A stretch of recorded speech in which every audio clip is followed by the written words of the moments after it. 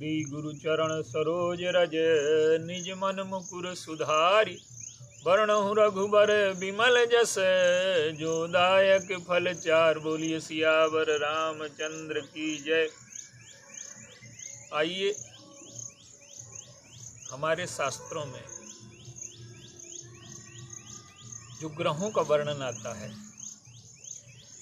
उसकी वास्तविक स्थिति क्या है और हमारे जीवन में कोई ग्रहण न लगे, इससे हम कैसे बचें, ग्रह दशा से कैसे बचें।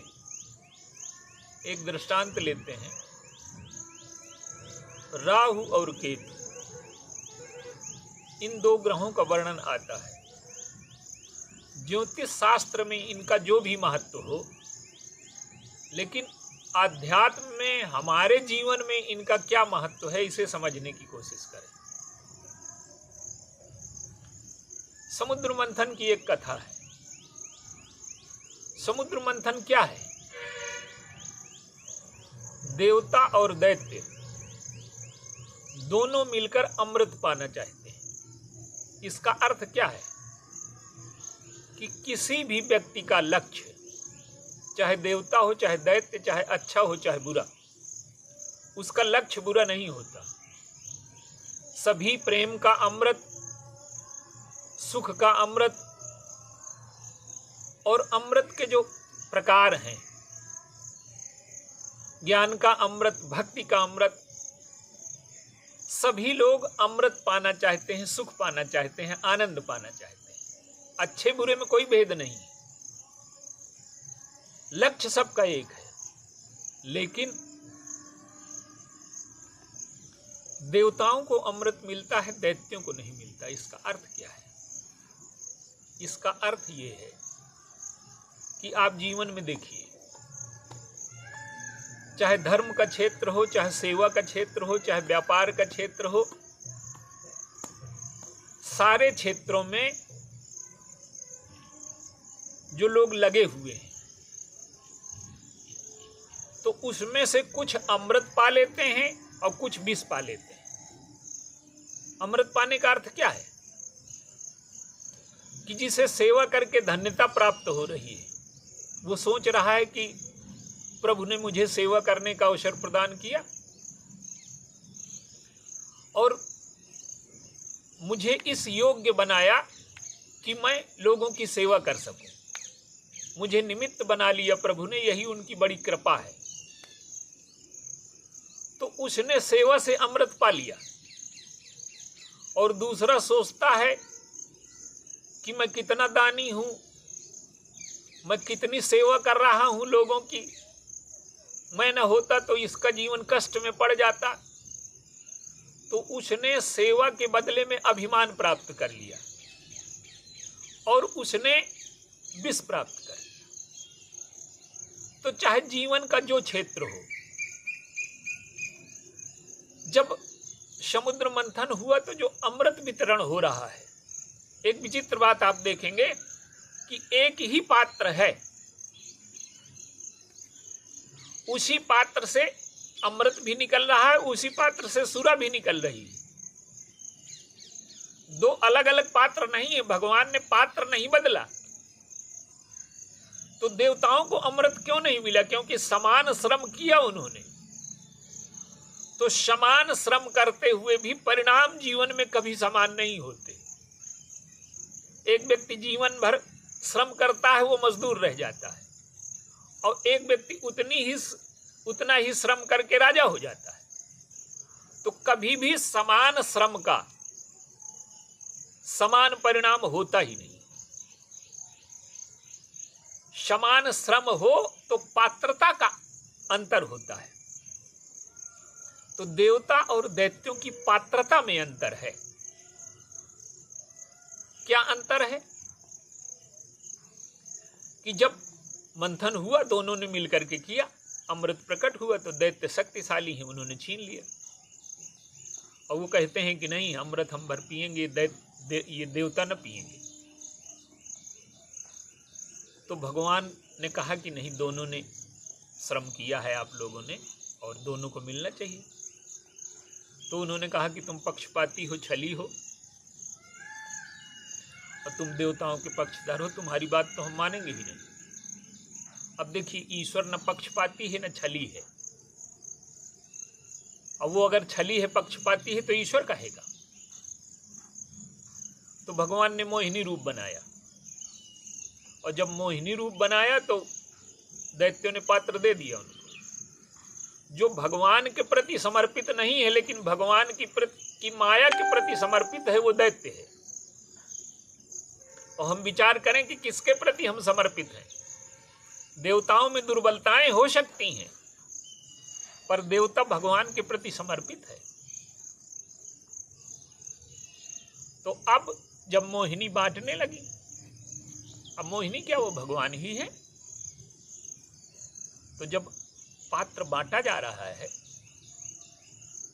तो राहु ने पहचान लिया, राहु दैत्य है, लेकिन उसमें एक विशेषता है, उसकी बुद्धि बड़ी तीव्र है। और बुद्धि के तीव्र होने का कोई जरूरी नहीं कि अच्छा परिणाम निकले। बुद्धि तीव्र हो और पवित्र हो तब जीवन में अच्छा परिणाम निकलता है। और जब बुद्धि तीव्र होती है और पवित्र नहीं होती तो वो बुद्धि बड़ी भयानक होती है, वो जीवन में अच्छे परिणामों की सृष्टि नहीं कर सकती। आज संसार में यही है, बुद्धि तीव्र तो बहुत है पर पवित्र नहीं है। इसलिए जो महासंहार के अस्त्र बन रहे हैं, मानवता के नष्ट होने की प्रक्रिया चल रही है। संसार में सबसे ज़्यादा पैसा हथियारों पर खर्च हो रहा है। हथियार का अर्थ क्या है? हथियार बनाए जा रहे हैं मनुष्य के विनाश के लिए। हथियार कोई ऐसी चीज़ थोड़ा है कि वो रखी रहेगी। तो आज सारी बुद्धि की तीव्रता मनुष्य को नष्ट करने में लगी है।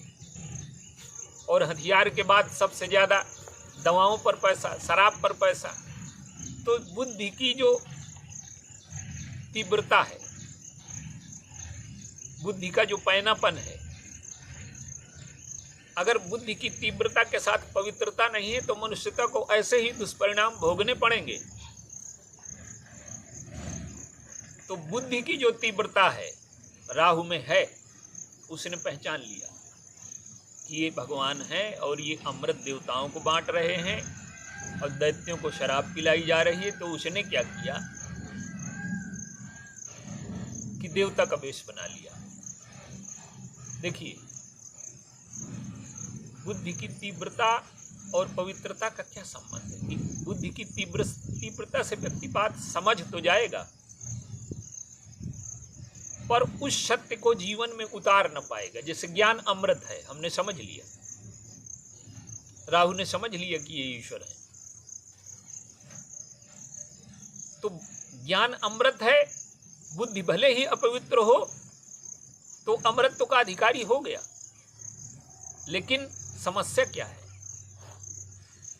कि भगवान का ज्ञान तो है पर विश्वास नहीं। वो सोचता है कि ये मुझे न देंगे, देवताओं के पक्षपाती हैं।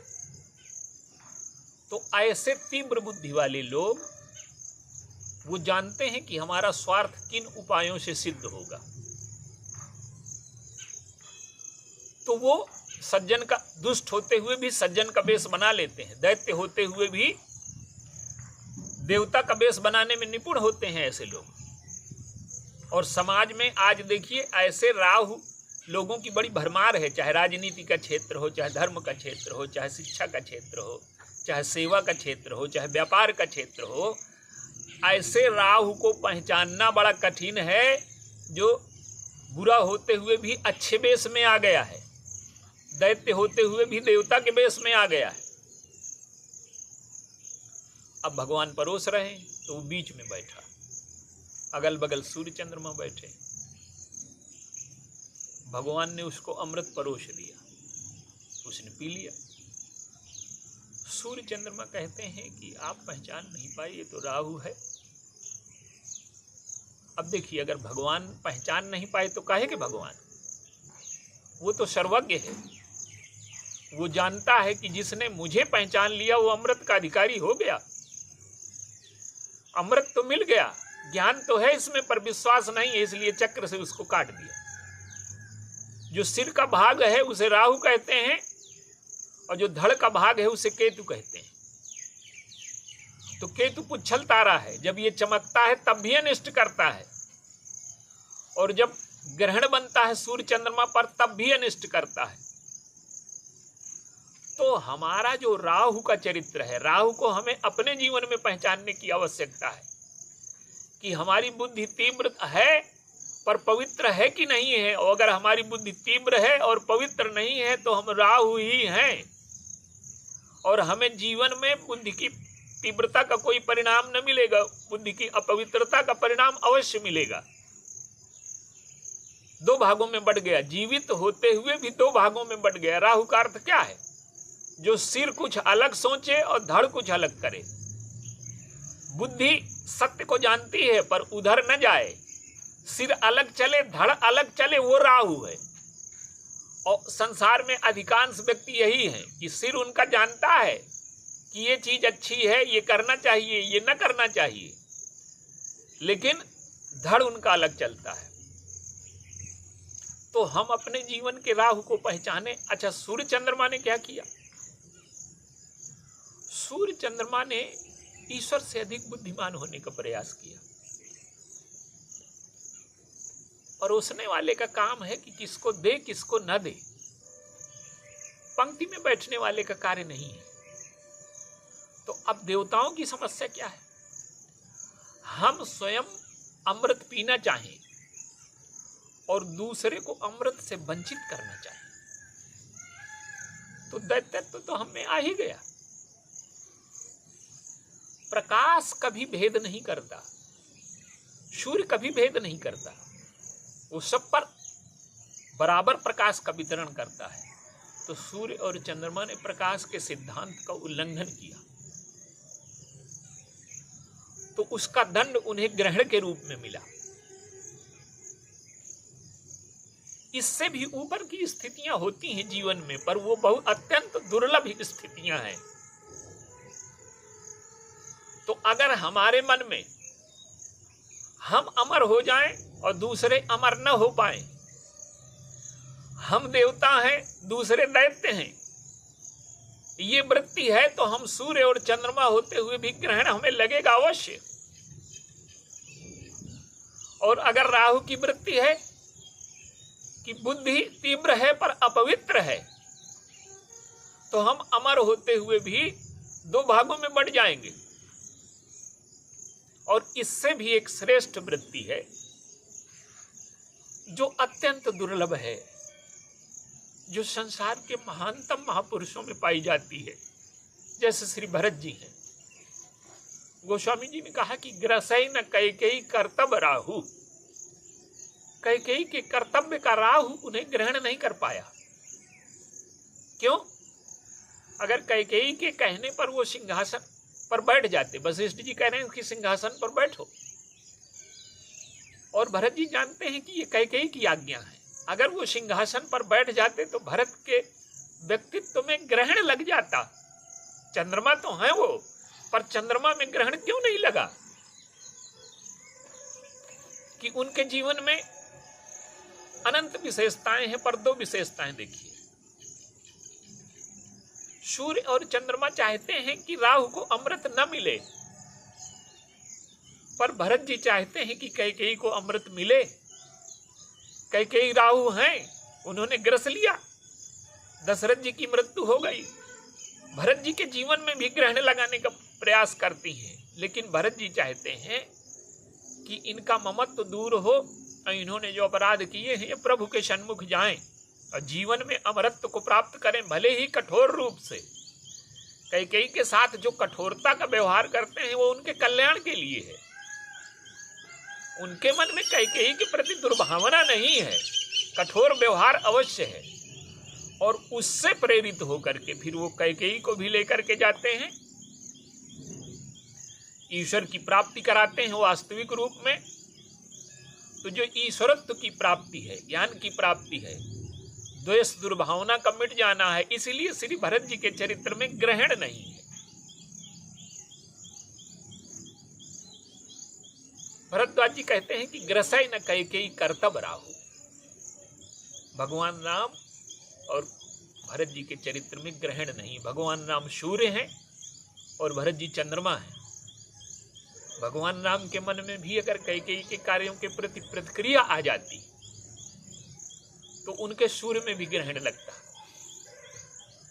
किसी ने भगवान राम से पूछा कि भरत के चरित्र में ग्रहण नहीं लगा जो चंद्रमा है इनका, पर आपके चरित्र में भी नहीं लगा।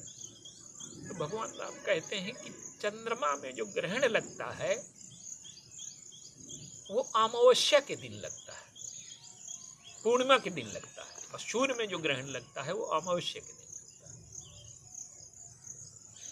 तो भरत ने कभी अपने चरित्र को पूर्ण नहीं माना, और जो अपने चरित्र को पूर्ण मान लेता है, जैसे चंद्रमा और सूर्य ने किया, अपने को पूर्ण मानते हैं, राहु को अमृत न मिले, तो उन्होंने अपने चरित्र को पूर्ण नहीं माना, इसलिए उनमें कभी ग्रहण नहीं लगा।